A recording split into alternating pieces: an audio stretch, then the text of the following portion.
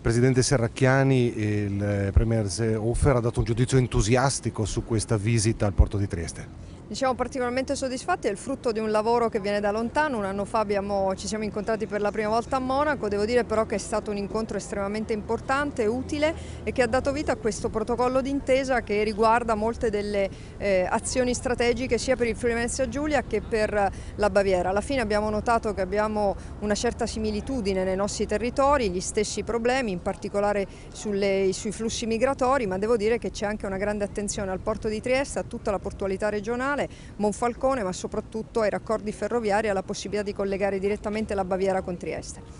Lei ha dichiarato che la Baviera inizia qui dicendo una battuta. Ja, das ist wahr. Hier hinter Ihnen. Sì, è giusto, è iniziato mezzo secolo fa questo processo. All'epoca la Baviera era ancora uno stato agricolo e nel frattempo siamo una regione industriale e tutto questo è iniziato grazie alla pipeline che parte da Trieste. Che impressione ha tratto da questa rapida visita nel porto di Trieste? Einfach fantastisch.